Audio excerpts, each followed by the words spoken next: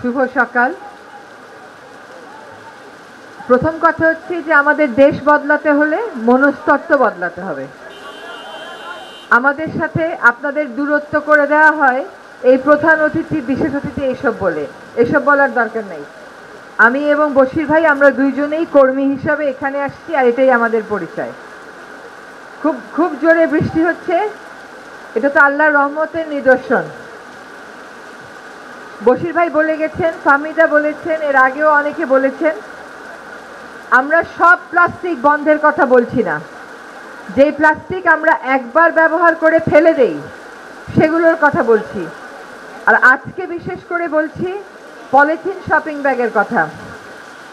আমার এক বন্ধু আছে ভারতের, তাকে জিজ্ঞেস করেছিলাম তোমাদের সরকার তো পলিথিন শপিং ব্যাগ বানানো নিষিদ্ধ করেছে, এটা কি বাস্তবায়িত হচ্ছে? ও খুব অবাক হয়ে আমার দিকে তাকিয়ে বলল, এটা আবার কেমন কথা?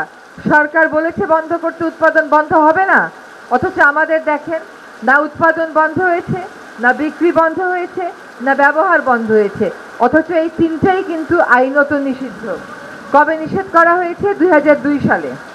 এখানে শাহজাহান সিরাজ সাহেব যখন মন্ত্রী ছিলেন উনি চেষ্টা করেছেন, প্রায় কমিয়ে এনেছিলেন লাগাতার 3-4 বছরের প্রচেষ্টায়, কিন্তু এখন আর আমাদের সেই সময় নাই। তখন বাংলাদেশ প্রথম রাষ্ট্র হিসাবে পলিথিন শপিং ব্যাগ নিষিদ্ধ করেছিল। 2002 থেকে আজকে 2025-এ আছি। আজকে কিন্তু পলিথিন শপিং ব্যাগের বাস্তবতা নেতিবাচক দিকে আপনারা সবাই জানেন, তারপরেও কেন এটা দিবেন? আপনি যখন পলিথিন শপিং ব্যাগে খাদ্যদ্রব্য রাখেন, ওইটা আবার ফ্রিজে রাখেন, মাইক্রোপ্লাস্টিক বের হয়ে খাদ্যের মধ্যে মিশে যায়। মায়ের প্লাসেন্টাতে, মায়ের বুকের দুধে, মানুষের মগজে, মানুষের রক্তে মাইক্রোপ্লাস্টিক এসছে। এরপরেও আমরা থামবো না?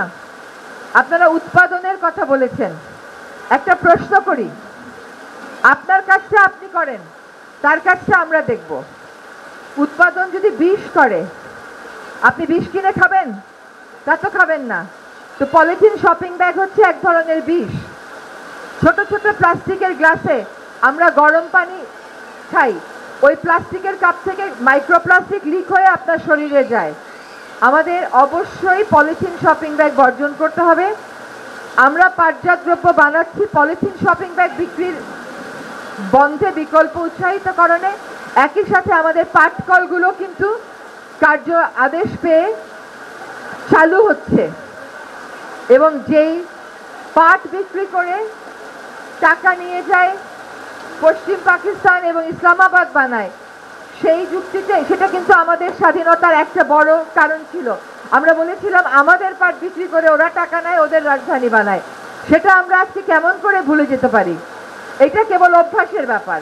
আপনি মাছ বলেন, মাংস বলেন, সবই পাটের ব্যাগে দিবেন, যিনি কিনছেন উনি বাসায় গিয়ে ধুয়ে নেবেন, সেটা কেন করতে পারা যাবে না?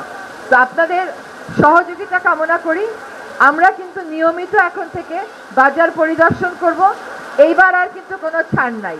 এখন কারো কাছে আমরা পলিথিন পেলে সেই পলিথিন আমরা সিজ করে নিয়ে যাব আমার বাসায় না, বশির ভাইয়ের বাসায় না, ফাহমিদার বাসায় না, আপনার বাচ্চাকে নিরাপদ রাখতে আমরা এই কাজটা করব। রুয়ান্ডার মতন দেশ পেরেছে, তানজানিয়ার মতন দেশ পেরেছে। রুয়ান্ডাতে বিমান থেকে নামবার আগে পুরো শরীর চেক করা হয় কেউ পলিথিন শপিং ব্যাগ এনেছে কিনা, এবং রুয়ান্ডা একটা যুদ্ধ বিধ্বস্ত দেশ। সে বলে যুদ্ধ আমার যতটা ক্ষতি করেছে, পলিথিন শপিং ব্যাগ আমার তার চাইতে বেশি ক্ষতি করেছে। মাত্র আমি কয়দিন আগে সুইজারল্যান্ড থেকে আসছি, এর আগে বিলেতে গেছিলাম। ভাই, সব দোকানে কিন্তু লোকে ব্যাগ নিয়ে যায়, হ্যান্ডব্যাগের ভিতরে একটা ব্যাগ ভাঁজ করে রাখে, ওইটা দিয়ে নিয়ে যায়। যদি কেউ নিয়ে না যায়, তাহলে যেখানে আপনি টাকা দিবেন আপনার পণ্যের, ওইখানে মোটা প্লাস্টিকের ব্যাগ থাকে, কাপড়ের জুটের ব্যাগ থাকে, সেটা আবার আমাদের দেশের বানানো কাপড়ের ব্যাগ থাকে। আমি কোনোদিন কোনো ক্রেতাকে, আমি আধা ঘন্টা দাঁড়িয়ে থেকে দেখেছি, কোনো ক্রেতা পলিথিনের প্লাস্টিকের যে মোটা ব্যাগ থাকে ওটা নেয় না। তারাও তো মাছ মাংস কেনে, খুব বেশি ঝামেলা হলে মাছ মাংস সেলোফিনে বা খয়েরি কাগজে মুড়িয়ে দেবেন, কিন্তু মাছ মাংস সরাসরি দিলেই কি অসুবিধা? পাটের ব্যাগ তো ধুয়েই ফেলা যাবে। তো পলিথিন শপিং ব্যাগ ব্যবহার আমরা যদি বন্ধ করি, আমাদের সন্তানেরা নিরাপদ থাকবে। আর আপনাদের জন্য প্রায় সবকটা সাইজেই আমরা ভর্তুকি দিয়ে দাম কমিয়েছি, কেবল বড়টাই ছাড়া। একটা ব্যাগ আপনি একবার কিনলে কয়দিন ব্যবহার করতে পারবেন? 6 মাস ব্যবহার করতে পারবেন, 1 বছর ব্যবহার করতে পারবেন। সেটা না করার তো কোনো কারণ নাই। আর পলিথিন শপিং ব্যাগ একবার ব্যবহার করে ছেড়ে দেন। আমি পাট মন্ত্রণালয়কে আন্তরিক ধন্যবাদ জানাই, তারা এই উদ্যোগে সহায়তা করতে এগিয়ে এসছে। অনেক বেশি ধন্যবাদ কাউরান বাজারের যারা দোকান মালিক সমিতি আছেন তাদের সকলকে, যে তারা এই আয়োজনটা আজকে আমাদের জন্য করে দিয়েছেন। তাদের আগ্রহ আছে বলেই তো করে দিয়েছেন। আমরা তাদের জন্য একটা করতালি দেই যে তারা এই আয়োজনটা আমাদের করে দিয়েছেন। কিন্তু আজকের অঙ্গীকার হবে, আর আমরা পলিথিন শপিং ব্যাগ ব্যবহার করব না। আমরা নিরাপদ, আমাদের দেশের অর্থনীতির জন্য ভালো সেরকম পাটের ব্যাগ ব্যবহার করব। সকলকে অনেক ধন্যবাদ।